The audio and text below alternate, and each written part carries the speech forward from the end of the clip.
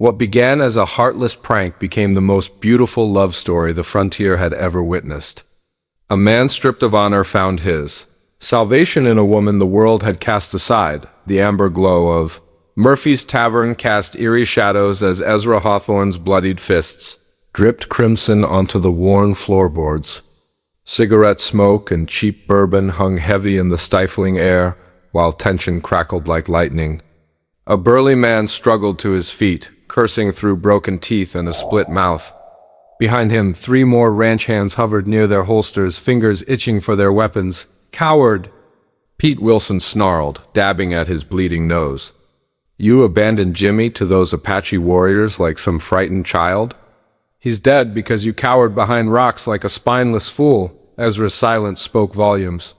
His clenched fists and labored breathing revealed how deeply the accusation cut. The saloon's patronsmen who once called him friend backed away not from fear, but from revulsion. Murphy, the weary proprietor, positioned himself between the combatants. "That's plenty, Ezra. Time to leave. You're banned from here permanently." Ezra retrieved his hat from the dusty floor. No one intervened. No one acknowledged his existence. The deafening quiet that accompanied his departure echoed louder than gunfire itself. Outside, the merciless Nebraska sun blazed down on Clearwater's dirt-caked streets.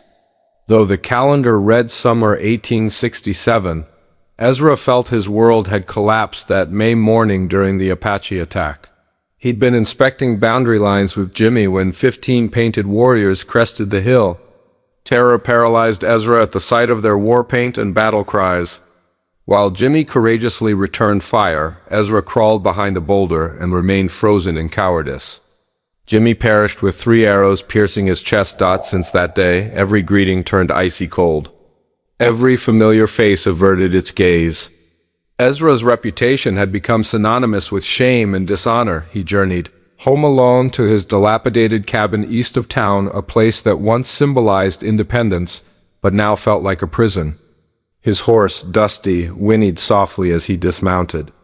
Ezra stroked her neck tenderly. "Come on, girl. Let's head inside." The cabin groaned with age and sorrow.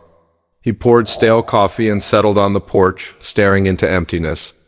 As sunset approached, 3 riders appeared across the prairie.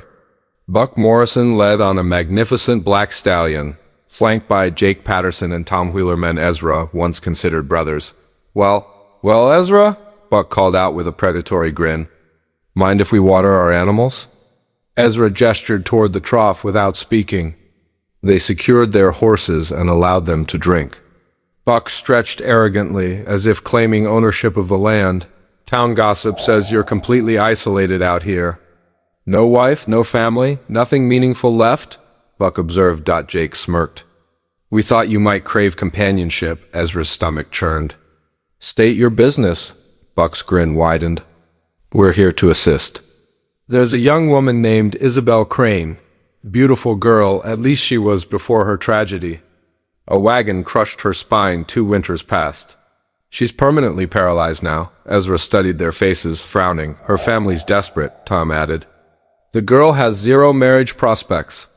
Her uncle's offering $50 and a gold watch to any man willing to wed her and assume responsibility." Buck tipped his hat back. "We thought of you immediately." Buck's smile became razor-thin. "It's perfect, don't you see? You have nobody, and she can't escape. 2 damaged souls making the best of bad circumstances. They'll even compensate you for the inconvenience." Jake chuckled coldly. "Consider it frontier philanthropy." Ezra looked from one cruel face to another. Their malicious intent wasn't even concealed.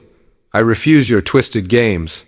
"This isn't a game, Ezra," Buck said, suddenly serious. "We've already informed the Crane family you'll accept her. The wagon arrives tomorrow." "You did what?" "She has no choice in the matter. Neither do you, frankly. No one in town will associate with you anymore. You're finished there. This arrangement brings you money and perhaps some peace." They mounted their horses, satisfaction dripping from their expressions. "You should express gratitude," Buck said before departing. "Most folks wouldn't bother with such kindness." They rode away, stirring dust that lingered long after their disappearance. Ezra sat motionless, watching the crimson sunset. His fists trembled again, not from shame this time, but from something approaching pure rage. The wagon appeared at daybreak, wheels groaning under the burden of uncertainty. Ezra stood on his porch, arms folded, as early light cast long shadows across the earth. Dust clung to his coat hem while he observed the driver, a lean, gray-bearded man, halt his mules. "You Ezra Hawthorne?" The man inquired without dismount. Ezra nodded. "Henry Crane." "Isabel's uncle?" He jerked his thumb toward the wagon bed. "Your bride's back there with her belongings." Ezra's stomach twisted. The word bride sounded both final and false. "I'd prefer to meet her first." Henry climbed down, muttering about ungrateful people who didn't appreciate favors. He pulled back the canvas covering. Inside, resting on a thin mattress, lay Isabel Crane. Her hair resembled autumn leaves ablaze, wild around a face pale as fresh snow. Her emerald eyes met his sharp, cautious, distant. Yet behind them shimmered quiet courage, as if she'd stopped expecting kindness and learned to survive without it. "You must be Ezra," she said, her voice gentle but clear. "Yes, ma'am." She didn't smile. "They informed you about my paralysis?" "They did. And you still consented to this arrangement?"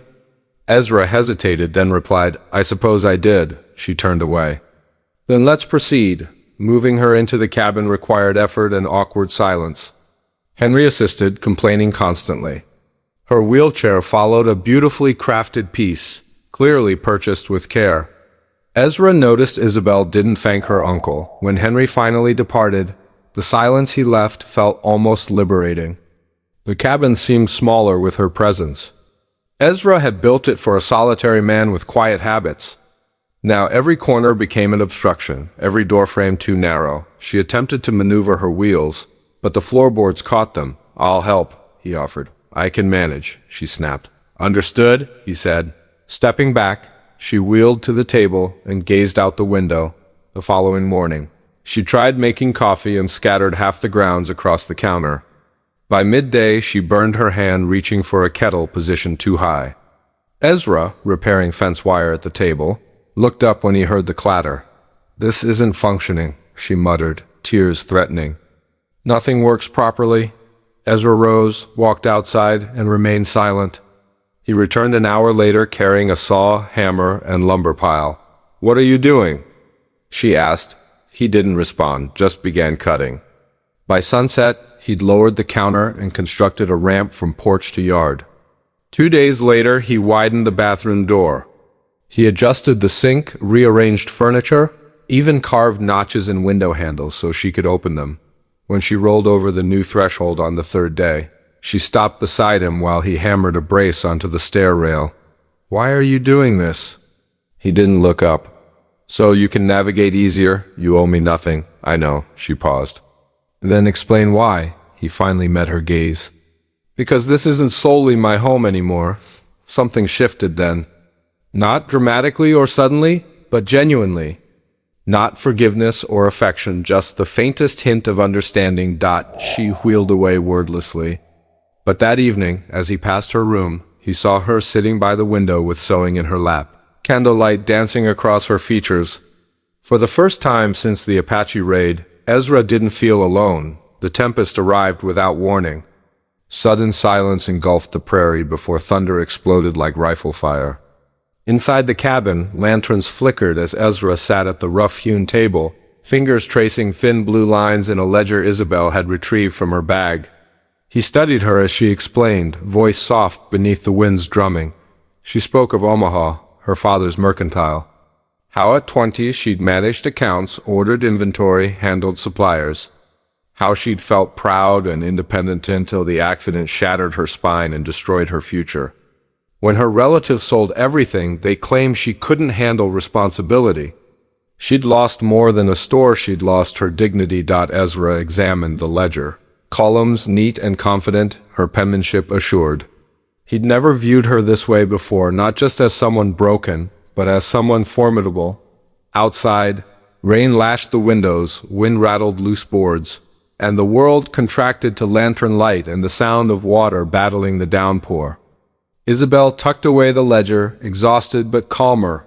Ezra stirred stew over the fire, each ripple reflecting his conflicted thoughts. He considered the ranchers who branded him coward, the family he'd lost. The shame draping both of them like wet cloaks, then sharp knocking shattered the tranquility. 3 deliberate bangs broke the hush. Ezra's hand froze on the spoon. Isabel straightened, eyes alert. They both heard it, low voices beyond the door. Ezra moved to the window, peering through dripping glass. Figures blurred in the rain. At least 3. Possibly more men with heavy boots and heavier intentions. He stepped back and reached under the table where his rifle lay concealed beneath cloth.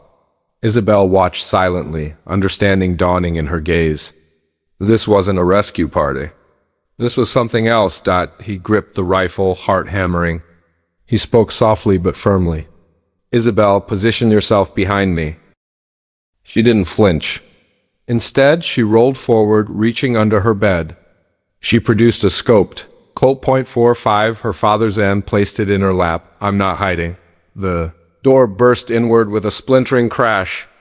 A tall man in a soaked leather coat entered, pistol drawn. Behind him, 2 others slipped through the rain. The storm outside roared, masking shuffling boots. Ezra Hawthorne, the man barked roughly. Heard you became a soft farm boy hiding behind a crippled wife. Isabel's grip tightened on the Colt. Ezra stepped forward. Leave now, he said. The man sneered, aiming at Isabel. Ezra's pulse thundered in his ears. Ezra, Isabel whispered, a mix of fear and steel. She and Ezra locked eyes. Ezra moved like something reborn, something prepared. He fired first. 2 shots, carving warning lines into the floor. The intruders staggered, bracing themselves. As the leader lunged for Ezra, Isabel fired. 1 shot, the intruder jerked and stumbled, clutching his side. His eyes widened in surprise, then agony. The other 2 hesitated. Get out! Ezra roared, his voice carrying the weight of every act of cowardice he'd shed. He fired again, low and loud, echoing across the cabin. Isabel slid from her chair, leaned forward, and fired twice more at the second intruder rushing toward Ezra. Both shots found their mark. The second man dropped to his knees. The third turned and fled into the storm, leaving the wounded to collapse inside. Rain washed through the broken door. Ezra lowered his rifle, breathing heavily. Isabel sank back, pale but triumphant. For a moment, they simply stared at each other, the storm raging around them like judgment. Then Ezra exhaled, relief and pride mingling. We did it, she nodded, pressing the Colt to her side, her gaze never leaving him. Together, the fire popped behind them. The intruders groaned on the floor. Ezra approached and dropped his rifle, then knelt beside Isabel. He reached out and touched her hand, the one holding the Colt. It trembled but didn't release. His eyes glimmered with something new, respect, gratitude, something deeper. They rose. Ezra walked to the door and secured it against the storm. Then he returned and guided Isabel's chair beside the fire. Her face was pale, shock lingering in her eyes. He draped a blanket over her shoulders. This changes everything, he said softly. She met his gaze in the lantern glow. I can protect us too, he squeezed her hand. No one's running this time. Outside, the storm raged. Inside, their home held firm. Outside, the tempest battered the cabin. But within its walls, something else roared to life, something neither cowardice nor weakness could extinguish. The 2 of them stood taller now, shoulder to shoulder, ready to face a world that considered them nothing. The morning after the storm, the prairie appeared washed clean, but the air remained heavy with gossip. Rumors had taken root back in Clearwater whispers, that Ezra and Isabel were merely 2 broken people clinging to each other because no one else would want them. Ezra rode into town to check for mail and found a letter waiting. His lips went dry seeing the seal and return address Omaha. From Isabel's cousin James. Inside was an offer. Isabel could return home, sell Ezra's claim on her, receive enough money to repurchase her father's store, with Ezra paid off completely. She'd be safe, prosperous, reset, but it meant abandoning Ezra back at the cabin. Isabel sat on the porch in early sunlight, the letter open in her lap. Ezra dismounted beside her, dusty and tired from the ride. He didn't speak, but she met his eyes and nodded toward the letter. She handed it to him. His gut twisted reading the words. She'd been tuning out the world Ezra's ranch, his cabin, Mustangs roaming past the porch. But now the world was calling again. Ezra, she said quietly. Do you think we must do this because neither of us has a choice? Because I'm broken and you're disgraced? Ezra rubbed his jaw. After everything Murphy's saloon, the Apache raid, the storm, the intruders, he wondered himself. Did he see her from pity or convenience? Isabel slid forward. If I could walk again, if I had a store and family, would you still want me? If your name wasn't stained, he closed his eyes, struggling. The horses whinnied in the distance. Wind stirred the prairie grass, awaiting his answer. I don't know, he admitted, voice low. I don't know what might have happened in some other life. Isabel's gaze sharpened. Then why are you here now? Ezra inhaled, heart pounding. He took her hand. Because in this life, I don't want to lose you. Not today, not tomorrow, not ever. Silence settled, thick and undeniable. She stared at his hand, then into his eyes. She saw what hadn't been there before, earnest, vulnerable, changed. Ezra, she swallowed. I've been thinking about who we are to each other. I need to know you're not just keeping me around to feel better about yourself. He remained silent. You can say it, she urged, voice trembling. If you don't want this, if it's easier to take the money, I'll understand. I'll go back, Ezra held her gaze. Then he smiled, slow and genuine. Isabel, I don't have much left in this world. Maybe nothing. But what I have now is you and a future I believe in. You're not my charity or my last option. You're the reason I want to stand for something. Her eyes glistened, tears spilled. She nodded, the letter slipping from her fingers onto the porch boards. Ezra leaned close. I can't promise I wouldn't run from danger, he said softly. But I swear I won't run from you. She placed her hand over his heart. That's all I needed to hear. They sat together as the sun warmed the cabin. No grand gesture, no ceremony, just two people finding each other in a world that had tried to write them off. In that moment, they were more than the scars they carried.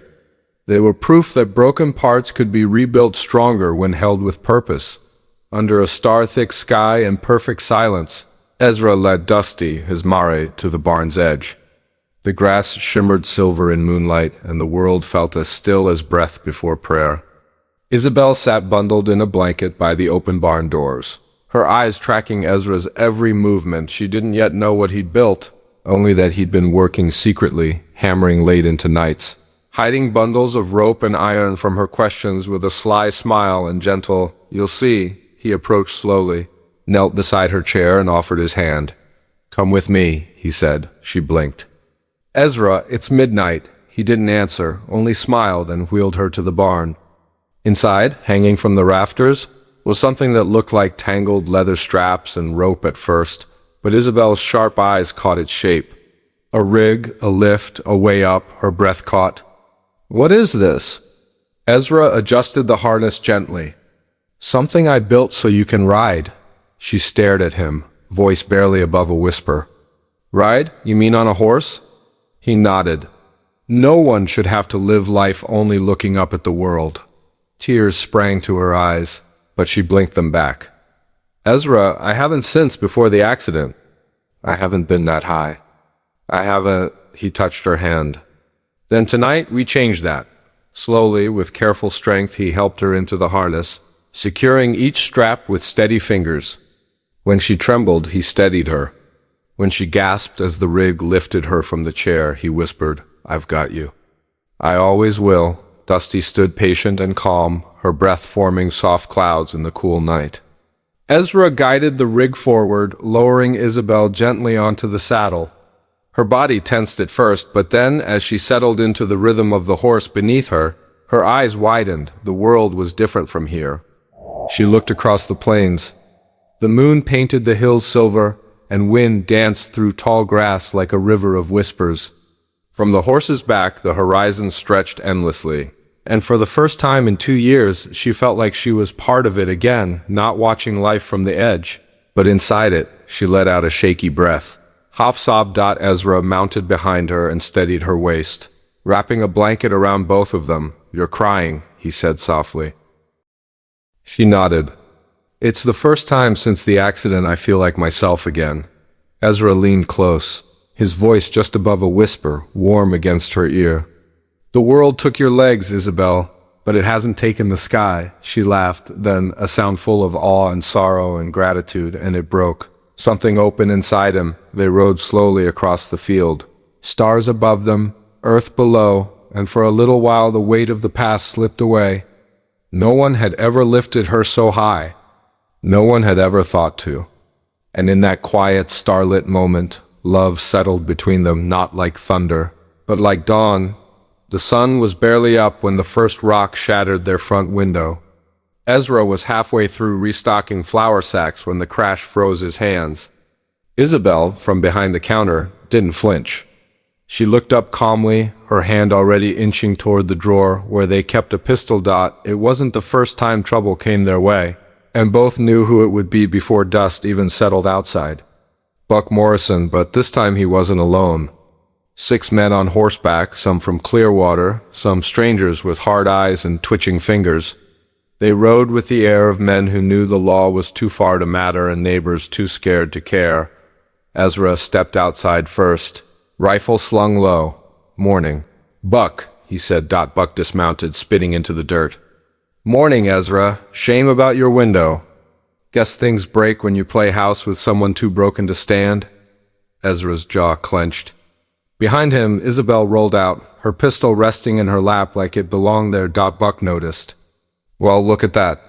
The little lady thinks she's a guard dog now. Isabel didn't blink. You came here with guns and cowardice, Buck. Tell me, which one are you planning to use first? Laughter rippled through the group, uneasy and thin. Ezra felt it in his gut, the way wind stiffened, the way Dusty shuffled him back. Trouble was here for real this time. We're just here to collect, one of the strangers said. Territory tax for operating a store on what used to be public drive. Ezra shook his head. This land's mine. Bought it fair. And we filed all proper paperwork with Sheriff Coleman. Sheriff's too busy chasing real problems, Buck sneered. Besides, there's no sheriff out here now, is there? One of the riders stepped forward, hand resting casually on his holster. Ezra didn't move. Neither did Isabel. We're not paying, Ezra said. Then we'll take what we want. The moment shattered like the glass window behind them. Buck's hand moved first, but Isabel was faster. Her pistol barked once, a clean shot into the dirt between Buck's boots. He jumped back with a curse, stunned to see smoke curling from the barrel in her hands. I missed by choice, she said. Try me again. Ezra's rifle came up next, trained on the man with twitching fingers. Nobody's taken a damn thing from us. It wasn't a cinematic standoff. No fast draws or flying badas. Just dust, wind, and the heavy breath of people who'd come too far to back down. The stranger fired first. Ezra ducked, firing from his knee, grazing the man's arm. Isabel rolled to the porch post and braced her wrist. 2 shots cracked from her gun, one striking the wagon's side, the other knocking a rifle from a rider's grip. Someone charged the door. Ezra tackled him before he crossed the threshold, both hitting dirt in a thud of fists and breath. Isabel couldn't help there, but she held the line, covered the store, fired once more when another tried to flank them. A bullet screamed past her cheek. She felt it, tear-skin, hot and burning. Ezra saw her cry out, and rage filled his chest like thunder. He shouted, swung his rifles but into a man's gut, and fired into the air. Enough! Silence followed, sudden and jarring. The men stood, panting, bloodied, unsure. You wanted a fight? Ezra yelled. You got one, but you don't get to call us weak anymore. Buck looked at Isabel, at her bleeding cheek, at the way she still held her pistol, hands steady. You're both insane, he muttered, backing away. No, Isabel said. We're just done being prey. They left one by one, retreating into dust, the lawless air cracking around them like broken thunder. Ezra rushed to Isabel's side, touching her face gently. You're hurt. Just a scratch, she whispered, leaning into his hand. But her eyes were full, not of pain, but of something deeper, fierce, unbroken. They sat on the porch as the sun climbed higher, side by side, weapons resting in their laps, backs straight. Behind them, the store still stood shaken, bruised, but still standing. The morning was golden, the kind of quiet, windswept hush only the prairie could offer. Ezra stood beneath their store's awning, running his hand along smooth wood of the new sign they'd built together. It wasn't painted yet, not fully carved, but the space where letters would go gleamed with promise. Behind him, Isabel was sorting ledger books at the counter. She always hummed while working low, tuneless notes that had become the rhythm of his mornings. Ezra turned to look at her. Really look. Her hair was braided today, a strand tucked behind one ear as she scribbled. Sun lit the freckles on her cheek. And just like that, the question formed in his chest, not from duty, not from pity, but from that wild, tender certainty that she had become the heart of everything good left in his world. He wiped his hands on his jeans, walked inside and stood beside her without a word. She noticed, as she always did. "You're quiet," she said. He took a breath. "Belle," he said, using the name only he dared. "I've been thinking," she looked up, eyes curious, soft. "About what?" "About how this started." He leaned against the counter. "You came here in a wagon like some unwanted parcel folks were glad to be rid of, and me. I was so low I thought maybe I deserved a life where love was just a transaction." Her lips pressed together, not with sadness, but with understanding. "I reckon that first month I was scared to hope," he continued.